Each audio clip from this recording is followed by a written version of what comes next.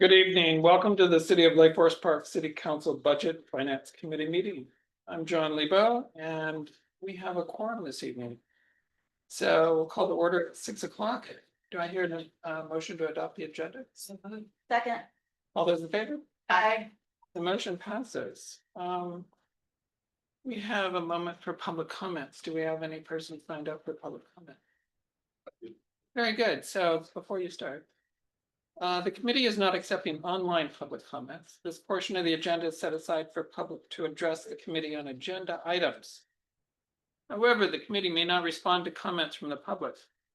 If the comments are a nature that the committee does not have influence or control over, then the chair, hey, that's me, or a presiding officer may request the speaker suspend their comments. Comments are limited to 3 minutes. And we do have a member of the public who would like to speak. Yeah. Thank you. I'm caught between a rock and a hard place. This comment I want to make doesn't have anything to do with this. Oh, Can you come up? yes. Sorry. Just so you're by the microphone. Yeah. I'm caught between a rock and a hard place because the comment I want to make, which is generic, doesn't have anything to do with this committee. It has to do with the next meeting that you're going to have about filling the empty seat. But there's no public comments available in that meeting, in that public meeting. So I'm caught between a rock and a hard place. I'll leave it to your judgment about what to do. I can hand out a copy of what I'm going to say. But I recognize and heard the rules, so I won't launch into anything until I get a feel. What's the pleasure of the committee?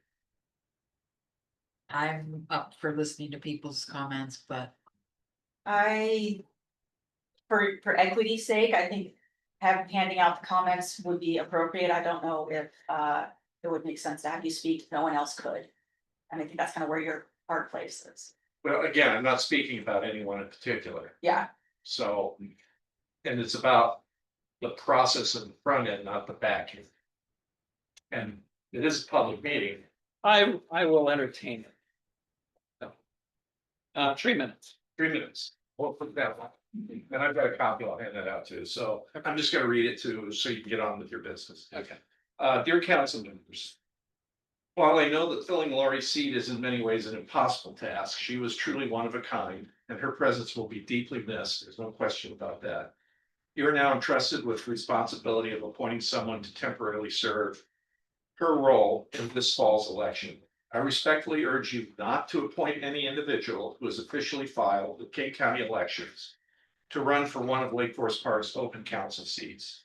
Appointing a declared candidate creates an unfair advantage in the upcoming election. Even a brief incumbency confers both the appearance of legitimacy and privileged access to inside information, an edge that the other candidates do not and cannot possess. This is not a theoretical concern. In races where no incumbent is running, the playing field should be level. Providing one candidate with a platform from the dais, even temporarily, introduces a perception of bias and risks undermining the public trust of the integrity of the election. There is a clear and ethical distinction between running between a duly elected incumbent and competing for an open seat. In this case, where voters have the opportunity to choose fresh leadership, it is especially important that no candidate appear to have been granted an advantage by council action. Please honor the spirit of fair elections. Select a temporary employee who is not currently running for office, who understands that their role is to serve the public until the voters make their decisions this fall. Thank you for your service and thoughtful consideration of time. Thank you. So I'll pass that around. Thank you. Oh, I'm Jeff Sned. I'm usually my face is in the police department, so not this time, I guess. And I live in Lake Forest Park. Thank you. Well, with that, we'll move down to seeing no other members of the public who wishes to speak. We'll move on to the director's report for the April 2025 monthly budget monitoring dashboard. Now to Director Vaughn. Yeah, and thank you, Budget Chair Lebo. Thank you also, Matt. So walking down the City of Lake Forest Park's budget monitoring dashboard for April. first thing is it's a biennial budget, so we are at 16.7%. And we, just as a quick reminder, there, if you just do the quick visual, there's quite a bit more yellow, which is not alarming because most of it is one-time costs that are annual, but they're front-loaded. So the January first quarter dashboards aren't as favorable because items such as our insurance have to be paid in January. So then, walking down, Crime Watch is a very small budget, and that being said, it is exceeding its budget currently. And then going down to dispatch is it 2 quarters have actually been paid. Norcom is very prompt on their invoices. That second quarter was paid in March. So, we can just expect that when the quarters are about to hit, they're going to send that invoice and we're gonna get them paid promptly. Actually, I did just discover, because I did look into the executive line item to see why that was actually, that one piqued my interest. And I did find that actually it 2 invoices there for AWC were charged under that those bars numbers, which were incorrect, and they really are going to be reallocated to the memberships line item. So those are one time, again, not necessarily, they're operational, but under the non-operating departments. So those invoices will be recoded. So that will be on target. Facilities, I'm going to pause here. Facilities in April is starting to show that we are going over. This is an area that we are gonna have to watch. Definitely, I will be bringing back with this next budget amendment that I will be working on here in the next month to bring a preliminary forward. There will be some significant or some facilities increases for the city hall. We've been having some issues, which our director of public works has been on top of getting them fixed, getting them dealt with in a very timely manner. And some of the stuff, it's just coming at a cost. So there will be a additional watch on that and an increase for that budget. Going down to court again, municipal services, those ones don't concern me. Their insurance costs one time that, as the year goes on, it won't show as yellow or alarming. And then walking down police, they're at 17%, just barely over. So it is triggering again insurance costs, which is an annual. And then do you want to pause and ask any questions there, or do you Are would there you any like me questions? to keep moving on? Are there any questions? Okay, so keep moving on. Again, we've got some non-operating, the community programs. This is where it just isn't fair to put them into the operating, such as the 16.7% item. Elections, that's an annual cost. Emergency management, again, these are more annual costs. Memberships, more of an annual cost. And then walking over to the revenue by fund, the capital improvement fund, it doesn't show the percentage on the front of this, but it's at 10%. The general fund, this is where the general and the surface water, those 2 funds for April is when you see the property tax coming in. And so that's how we receive that revenue. So those are coming in on target within April. And then the sewer revenue just slightly under again. Oh, absolutely. That is not causing concern for me at this time. And then the street fund is at 12%. That's definitely one that we're going to be keeping an eye on. Surface water utility, that one's at 19%, again, following the property tax. Those waves that come in the April timeframe and in the fall. traffic safety fund, definitely we'll be keeping an eye on that one. It's currently at 15%, which you can see on the backside. And I'm not sure why, some of these percentages dropped off of the front side on this next run of it, but they did. And then the transportation capital is at 3%, and that one is greatly based off of grants. So, and the roundabout is in that fund, so that fund, until that goes or whatever comes of that, will show, and that's been a story that I've been telling for, I feel like, quite a few years at this point. So, walking down. Before you go on. Mhm. Could you remind us, when you're showing that the capital improvement fund and we're seeing that the street fund revenues are below target? What are those a reflection of in terms of the fund source? So the fund sources of the capital improvement fund, I'm gonna break it down individually. So the capital improvement fund is the real estate excise tax one. And the levy, so the King County levy dollars are receipted into that capital improvement fund. Those are the main sources of that fund. So parks left dollars, right? Parks levy, sorry, did I did. Parks. That is a very important detail, thank you.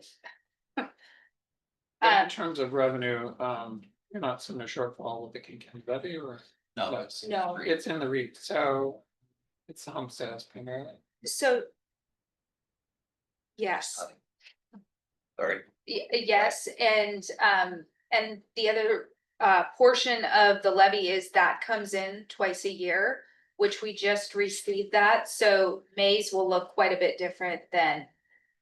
So that revenue's coming in. Okay. So they, again, similar to like the property tax, once they receive that property tax payment, then the following month, like in May, is when they allocate to the cities, which timing wise makes complete sense when you think about it in that manner. So then walking down to the street fund revenue, that's definitely one that we're gonna keep our eye on. Those are right-of-way permits. The motor vehicle excise tax, that's another revenue source that goes into that one. And then, in addition, the general fund does add some support for the streetlight maintenance to that fund. So in terms of timing, like the motor vehicle excise tax, would that be just a timing issue, or is in fact you're seeing less revenue? And the other one being the right of way. Right, I would have to double check that. Because right of way permits are mostly franchises. Say that again? Construction, right, yeah, home construction franchises, utilities, water, things like that. I think we have seen a slight drop in this, and that goes with building activity. Building activity, but in terms of the franchise fees, they're very, Yeah, I mean, but each time that they cut the road, yeah, they pay that. okay, thank you. No, just question. Did you I'm want to? sorry, I wanted to ask a question, Director Vaughn, where's the gas tax receipted? Right there, In the yeah, street. it's in the street fund, yes, and I was looking to see if I quickly could see, because again, it dropped the percentage. Which is not, I was looking on the backside of the dashboard, and it dropped the percentage, so, and it doesn't say it on this report.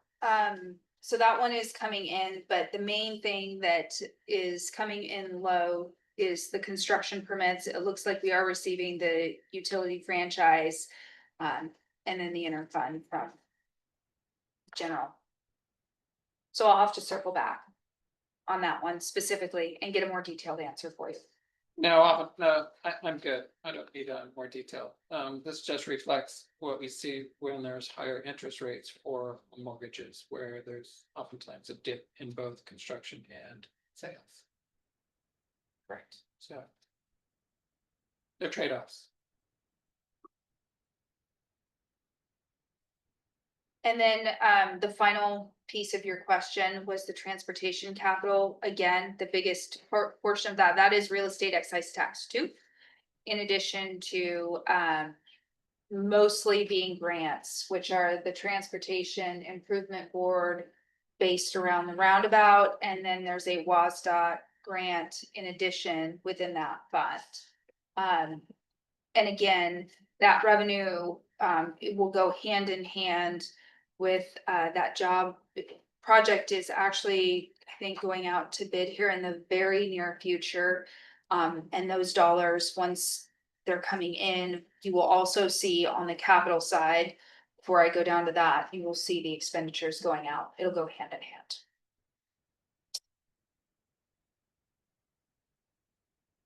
Thank you. Okay, so then walking down to the capital side, so. Mainly here, the activity, the items of activity, I can tell you that, the Public Works Director and I just had a conversation about the, asphalt overlays. And she just gave the approval to, communicate with King County on the go-ahead on all the streets and whatnot, so I know that that is in the near future. Walking over to the Beach Drive lift station. You all will see on, the amended reports, which, my team has produced, and I just need to review them. On that, you're gonna see the Beach Drive lift station. We were using a generic, we made a specific code for that, and it was going into a generic code instead of this project specific code. So we will be revising that. And you can see the numbers on the backside there. And then you will see that there is some activity still on the culvert, the L90 design. In addition to, what you will see in May is you will see that the police locker rooms, that invoice, actually the contractor saved it for the invoice in full. And so you will see that within, May's. So you'll see that. And I think that kind of is the broad overview. Are there any questions on capital? No, okay, just a quick one, Director Dickinson will bring forward the proposed roads for overlay this year. I Did I miss presented it? those back during the budget, but I can bring those back to you. Just as a reminder. Yeah, I can bring those back.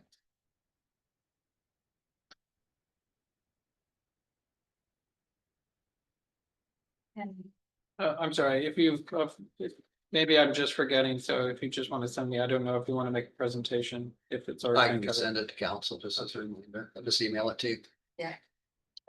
With the traffic safety fund, are we enhancing any of those roads with additional safety measures that are gonna come out of that fund? So one of the roads that is done is the 201st, 197th up by Horizon View that is getting overlaid. And that is anticipated to use those funds to do a separated walkway extruded curb like we did on 35th. Thank you.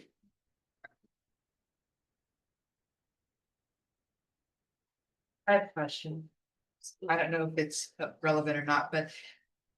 How are we tracking the request from our citizens as far as they are identifying problematic areas? Of roads? Do we have a list or? Yes, so that goes to the traffic calming group. Okay, I'll have the chief send out their current track. That's like a copy that of would be that. great, yeah. But yeah, all of that, in fact, the last one you got was around 201st, 197th, I believe I responded. Council that was as part of, when I responded to the gentleman who brought that concern forward, that was part of the overlay project that the walkway would be put in, but that's gonna be the next summer project, obviously, because King County will finish so late this year with the overlay that we'll do the walkway next year, but I'll have the chief send that out.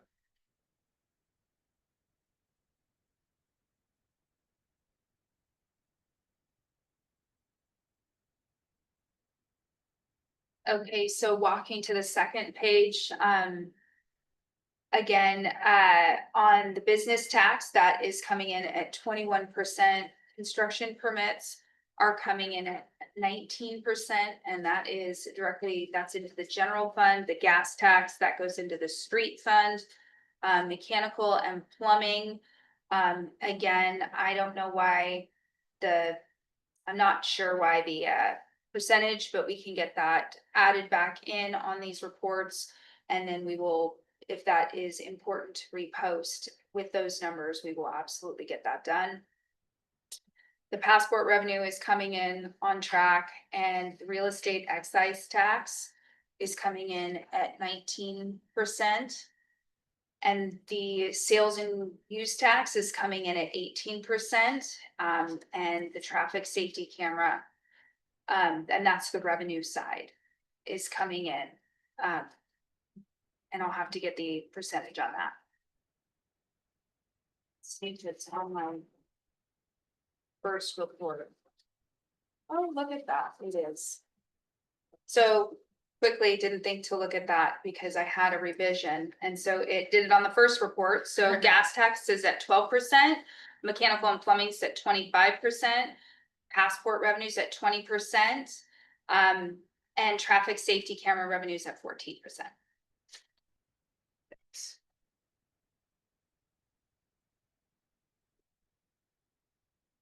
Yes, Member Goldman. Yes, thank you. Question about the traffic camera revenue. I know, when you presented this last month, there were some ups and downs, I think partly because there was the statewide port outage. Does it seem at this time that the revenues seem to have stabilized a bit more, or are we still seeing some pickups because of the earlier problems? I think it's a little too early to say on that, like, we're gonna have to have a little bit more data to see what is the new norm. On that one. Good.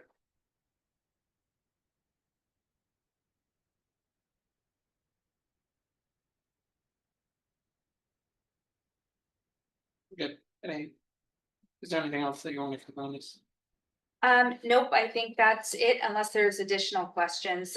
Just on the backside, it's all of the numbers that populate the graphs from the front. So if you want to look at the specific numbers, budgets, the amounts that have been actually paid to date out, that's what's driving the percentages. If you do have any questions after the fact, more than happy to. Thank you. On the capital side, let's add in the overpass at Yeah, versus that 522. overpass design.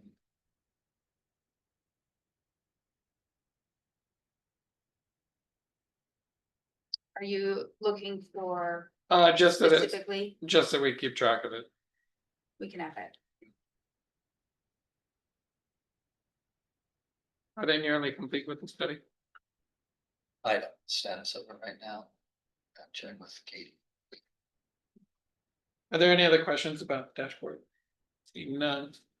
That'll bring us down to the old business, which is a continued discussion regarding the budget challenge. And we have a couple of handouts. I'm gonna look either through Director Vaughn or Deputy Mayor Tony. And I will go ahead and start the conversation.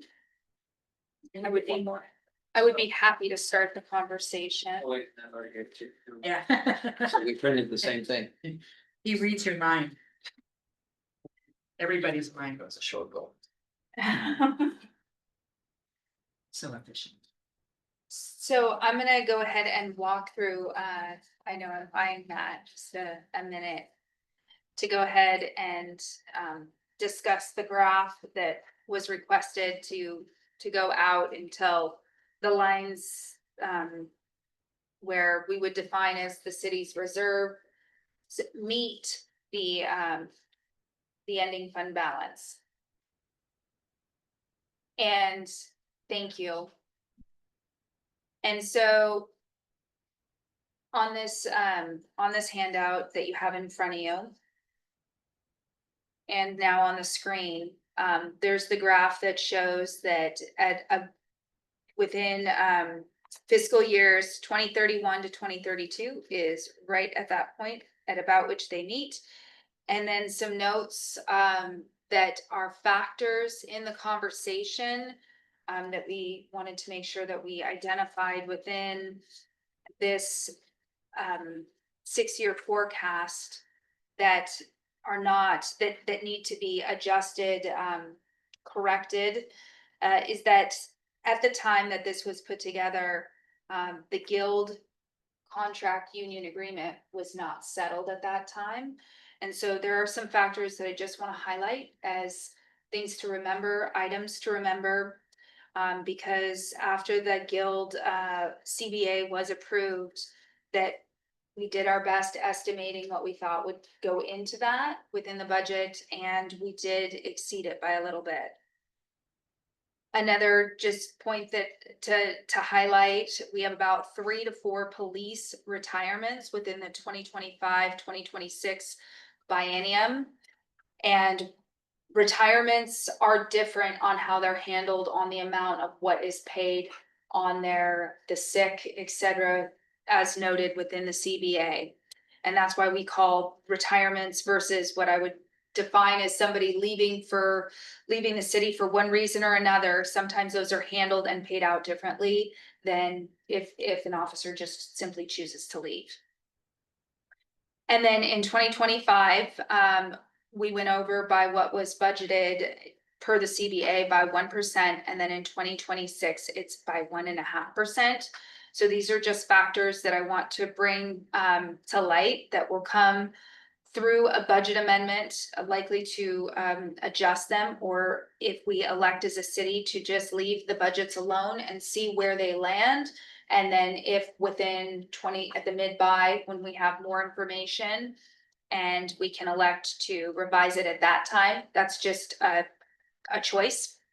So then walking down to item 2, again, we have the Teamsters agreement, which has not yet been negotiated. Therefore, the costs are unknown of if they will fit within what was estimated within the budget numbers, or if we will be in a situation similar to the Guild where we're having to make some adjustments. Again, highlighting that there was $500,000 in long-term unsustainable operational costs that we did minimize out and we cut out of this budget, because the long-term revenue isn't the operational revenues are not supporting the operational expenditures. And then item number 4 that I touched on within the dashboard overview is our aging facilities are starting to definitely come at a cost. And some things that are due to the building's age, and then just some other items that are not due to the building's age, just some unfortunate events that took place and that had to be dealt with, and grateful that they have been handled and managed and taken care of. But they do come at a cost. And so I just want to highlight those notes, and then I want to pause for discussion. Are there any questions?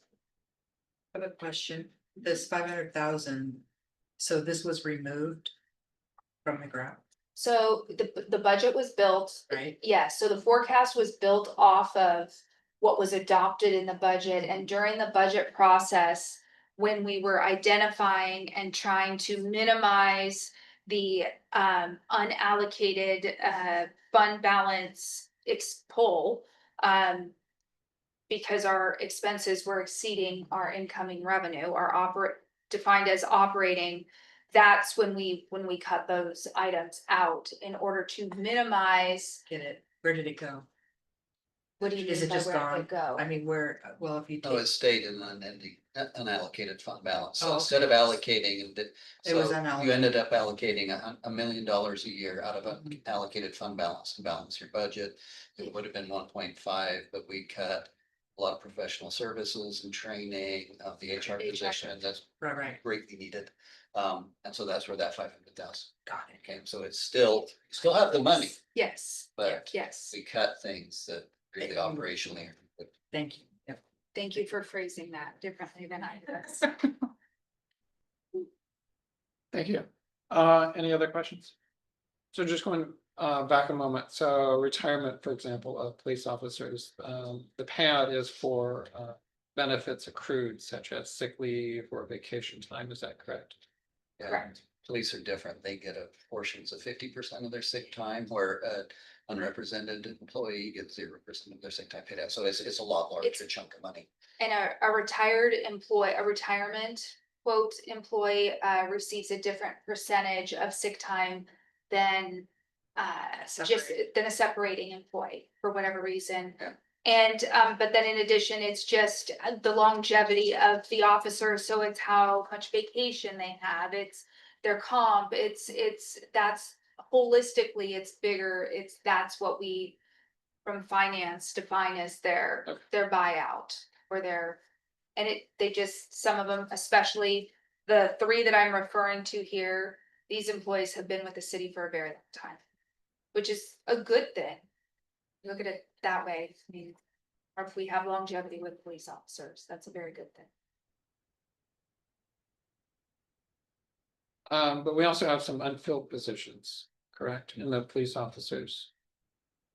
Let's see, I think we have one or two currently that are filled. So there's some salary savings. There's Yeah, some I salary think we- savings. yeah, so yeah, that's the thing is we'll write it and see how it, washes out at the end. Before we decide if we budget.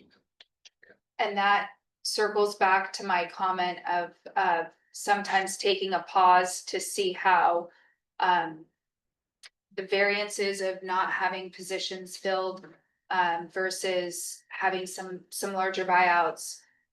Taking a pause sometimes can just be wise to see before you overreact and overallocate. Thank you. So then, looking at your graph here, just to, as I understand it, so, the period of 2031, 32, am I reading the right? That at the end of December of 2032, and the biennium following that in 33, 34 would be where you would be at your reserve level. So when budgeting for biennium 33 and 34, you would have this issue that you no longer have any unallocated funds to balance any budget shortfall Correct. without going into reserves. You'd be at your 16% threshold the council set, so. At that point, you will be making large decisions for cuts at that point. Yes, Councilmember Bertani. Well, and thank you very much for preparing this graph. And the thing that alarms me is just observing the trends of the blue line and that red gold line spreading further apart. Even the reserves don't seem to be enough for the next year. That's what really starts to worry. So these trends are just forecast based on things like you've listed at the bottom here on these notes. And so there's no reason to suspect, barring some other national event, that orange line would do anything apart from basically what you forecast. But well, let's go back a moment. The orange line is just the difference between the blue line, which is the beginning, and the orange line represents the ending of the biennium. Right. And on this graph, you would be using, as I understand it, unallocated funds to provide to make the balance for our general fund. Correct. So until 2033, 34 biennium, you would not be using the reserves. Exactly.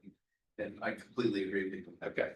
And the orange and blue lines are affected by whatever the revenue expenditures are going forward, as well as decisions that the council make to either reduce expenses or increase revenue. So these are forecast, but not foretold. And that's an important consideration, is that these are not foretold, they are just forecasts to help inform us about how we make decisions. Absolutely. So to say that the lines are always going to go down only represents a possible alternative. So not impossible. As one knows, there's nothing that's impossible, even if it merely seems impossible. But it does say, if we want to change those lines, then we need to take some sort of action. As opposed to, it is foretold that in 7 years, we will not have enough money. Councilmember Goldman. I kind of want to jump off that point. So in the current biennium, the difference between the blue and the orange lines is roughly $1 million. So we're using $1 million of unallocated general fund. your forecast for the 2031 biennium is, by my eye, about $2.5 million. So my question is, what is it in your forecast that says we're gonna be using $1.5 million more dollars?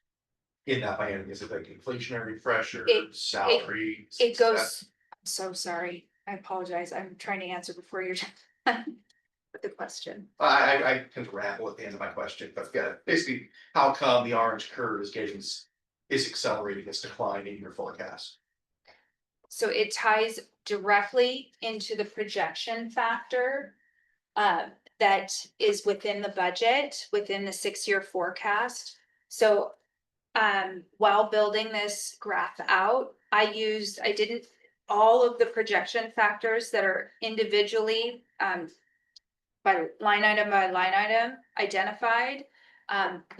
That's what I used and then just took out each biennium. So it's very individually based, meaning property tax, I didn't increase that at a higher rate than what I am anticipating we actually as a city will receive. So for the next 2 years, we do increase it by 1%. That being said, and we do have some factors in there that are variable, such as new construction and there's a couple smaller factors. So that projection factor is at 2.75. Sales tax is higher than that at 7.12, but then most of them are along the lines of about just over 5%. And I didn't touch any of those projection factors, just kept that consistent with what's been presented, displayed, just took it out. And those can change. It is very possible, as we've seen through jail costs, through dispatch, when that situation arose, that the city of Bothell said, we're no longer going to support this. We have to find another option. And the city had to very quickly evaluate that and respond with an additional $284,000 for those services, for those same services. And so those are the kind of costs that are continuing to go up. Jail costs is another one that the city really doesn't have control over. These are costs that we have to pay. We don't have an option on whether or not to pay them. And they just are going up at a very significant rate, higher than any projection factor that we have. And in addition to our estimated increases when we put this budget together, I think the highest rates that I was basically ended up using was, right around 5% on the revenue when I was actually building our real budget, our accurate budget. And those were the utility taxes, which we have control over the rates. So that is the challenge that the city sits in at this exact moment and when we define and just for this meeting's sake, when we have the discussion about what I would define as operating, it's not discussing the fund balances, keep the fund balances out of it. It's the money coming in on an annual or a biennial basis. That money coming in right now, the expenditures going out on an annual or 2-year basis are exceeding very consistently since I have been your finance director for 6 years now. That trend is staying accurate to those costs exceeding on an operating scale. And so that's why we are continuing to have these discussions. Just from the graph, though, the general fund balance has been growing for several years. And that would suggest that whatever revenue is coming in did exceed our expenditures in order for that fund balance to grow. Is that correct? Yes, but I would point out that a large percentage of that growth was our CARES funds. It wasn't that our general fund revenue, which we have no control over, was increasing that. It was one-time funds. And that's where you get into this dangerous situation of how long do you pay for ongoing expenses with one-time funds. If I could, just to Councilmember Piratani's question, I mean, some of these other costs that we can't anticipate, because King County is pulling it back from a lot of services that they provide us, and we're having to go off on our own, we know guardrails are a thing. I can't remember the couple others that Rebecca's told me recently that they're gonna pull back from if we ever lost the buying power of the pavement program to go out on our own. But, so those are maybes. One thing I can tell you for sure, that in probably starting next year, we will begin negotiating our solid waste contract. We have staved off, I guess I'd say honestly, out of stubbornness, increases during the current contract due to China sword and those other issues, the costs they saw increasing. In COVID, a lot of cities did reopen their contracts and negotiate those. We will realize those on the back end when we go out for the next contract, so that's gonna go up as well. Thank you. Councilmember Riddle. So I asked about where I could find like the one-time funds, and so we've got that in the appendix area of the budget, or towards the back of the budget. So I just used what you had already provided us and just did this, use the adjusted dollar amounts for revenue and expenses for the general fund with the one-time monies taken out. And so these, I didn't even have to do the math, they were already listed there, so that was awesome. So that came to, revenue was clocking in at 25,565,000, expenses 26,388,000. So that is what it looks like without those one-time funds. So knowing that our actual deficit is somewhere around that million for this biennium, this is where this 25-26 biennium is where this is coming from. That shows how much we're being buffered by the one-time funds. If I take out the transfers that we make out of the general fund to support the other funds, because those functions are important capital functions, it takes our ending balance in the general fund down to 23,600,000. So actual cash available to us, cash dollars available to us, 23,600,000, and we're outlaying 26,388,000. So it compounds itself as we see what happens when we take out these funds that we can't guarantee. And then what happens when we're using the general fund to support our other the fleet vehicles, the this, that, and we do some transfers out to support the other funds and the functions. So that's just kind of where we're at. It's a $2.8 million net if we take out transfers and one-time funds. Negative $2 million. So that's giving us a sense of, if that's consistent, you know, that's what we're hitting as digging into our savings, our unallocated funds every biennium as we go forward. And it could get worse, it could get better. And if we get enough one-time funds, but we never know. I know as somebody who's trying to project, you know, security of the city, this is scary. These numbers really scary to me. Director Vaughn, do you want to comment that because transfers from the general fund to other funds are actually a reduction available revenue? So, That if you didn't make those transfers, you would. so there's two forms of transfers of money coming into the general fund that are, I'm gonna try to separate them. And if I need to do, explain it in it, I will try to explain this as simply as possible. The money that comes into the general fund is the cost allocation that's done at the end of a year in order to support the services that are provided to all of the funds. The city has a policy and we follow that policy and we do it at the end of the year. Now, the internal service transfers, if we're discussing on the money going, so that's the money coming into the general fund, which is So what page?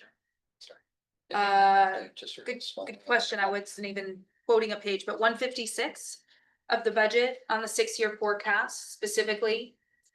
And then if you look to 157, the first thing within the revenue, or excuse me, within the expenditures, the internal service funds, the funds going out are to the vehicle. So it's the cost allocation that is allocated percentage wise based on FTEs.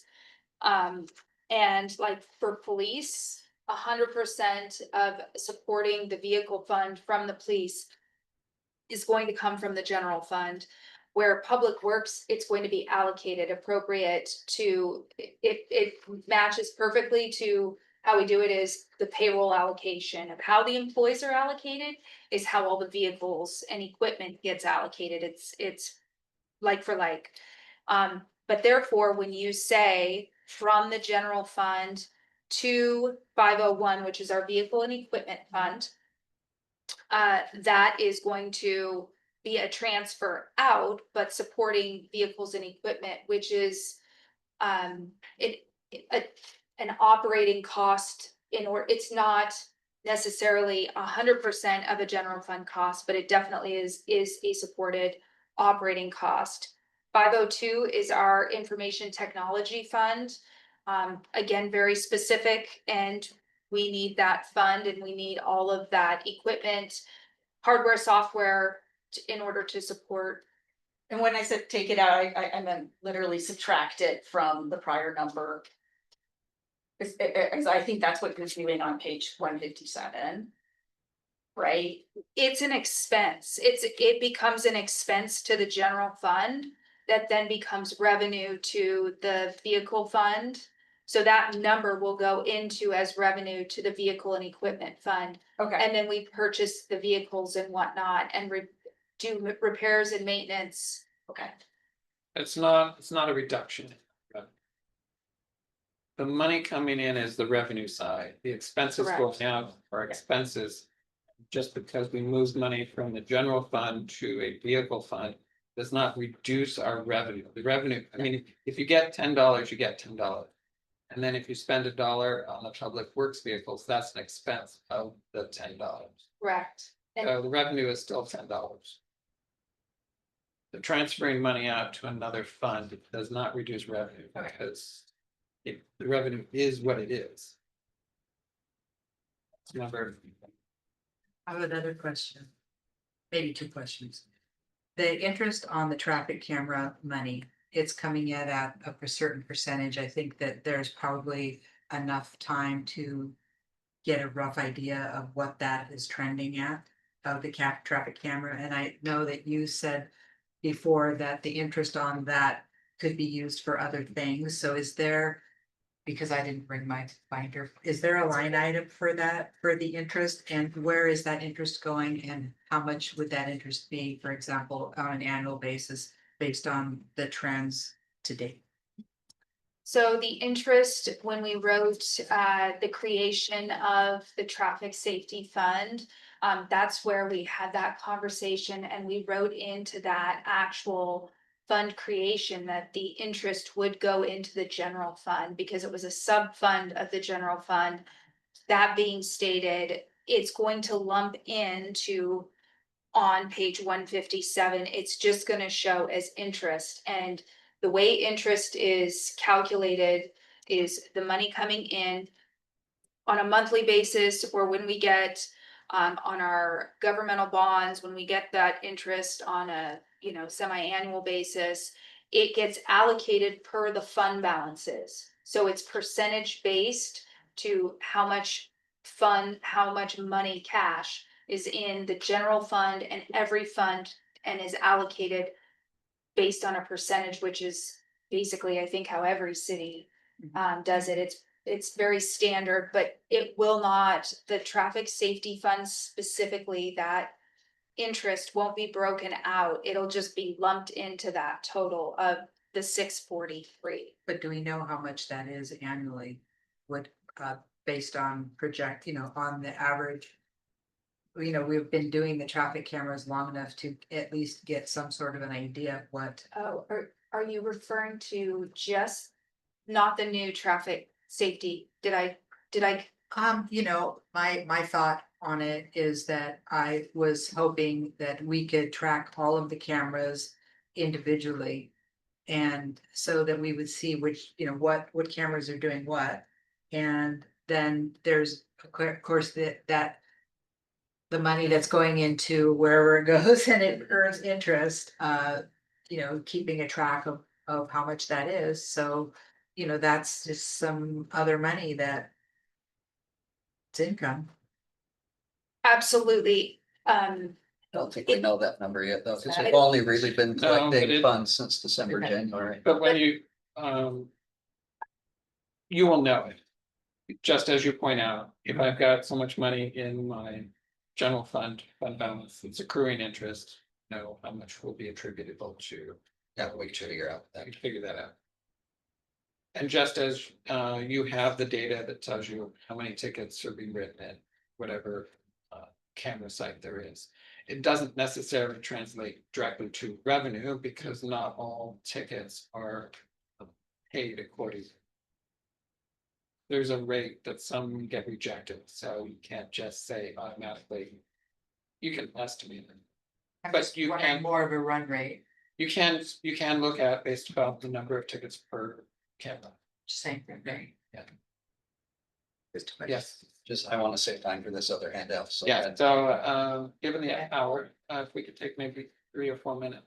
I can do it really quick. So if you turn to the back side, just the one thing, one paragraph, the front is the RCW, the back is from a discussion that Lindsay had with Eric Lowell at MRSC. The question was, could we do, if in a levy, could you do 10 cents the first year, 20 cents, 32 cents? The answer straight down is no, you cannot do that. You have to state your levy rate in year one. You can put in a factor by which you increase that in outer years. Most cities, Shoreline, let's use them, for example, they had a rate, they paid for personnel with it. They can go up to 5%, so CPI up to 5% in the 5 years following the passage of the levy. They don't necessarily have to take that.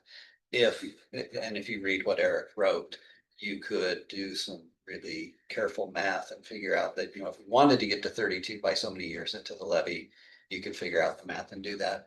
I think that would be fraught with how you message that. So anyway, there's the detail on it.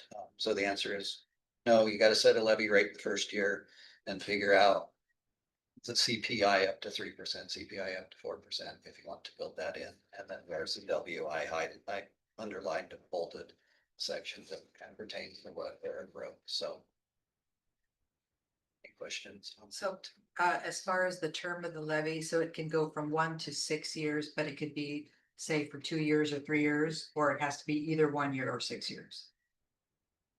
I actually think you can choose the term. I will have to double check with legal counsel on that. So you can, there's so many options, like you can do a 1 year permanent levy. So, and I think this was discussed by Eric, you do say 32 cents and then you just collect 1% into perpetuity. Or what, we've been discussing is a 6 year temporary levy that you raise it a certain amount, you take whatever inflationary factor you see as appropriate during that time, and at the end of the 6 years, you have to go back out to the voters and say, did we do what we said we were gonna do with this? Will you reauthorize that levy? When is there going to be a description of what that would be public facing of why we need the levy lid lift and what it's for, what is it gonna be used for? I mean, we all know, but what is public facing message? I Because it think, should be more detailed than trust us.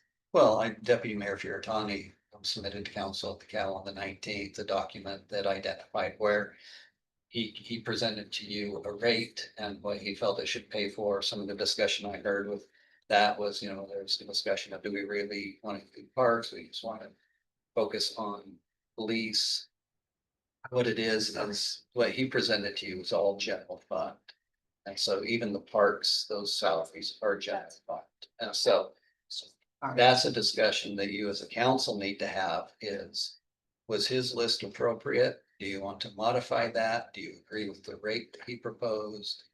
And that, I think that's our next step at the next council meeting, is to have that, to really get down in the dirt and see where every council member stands on what he proposed, because that's your next step.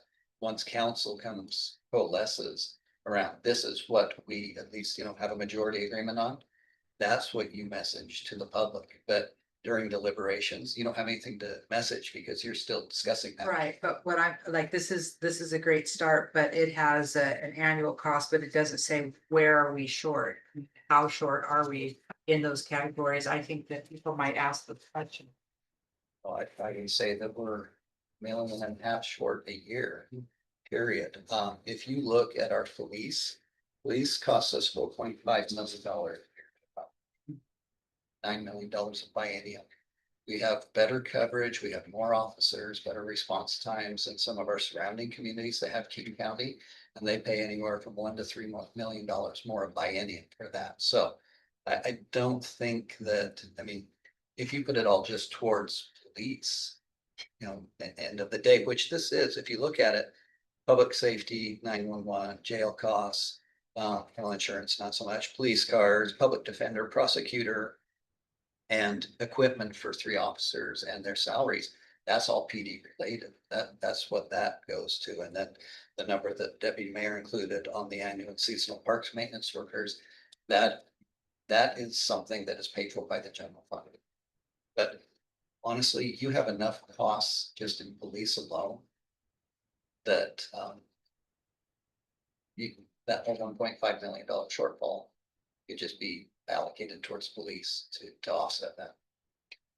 So, at this time, I'm gonna. Yeah, I'm gonna adjourn. Don't have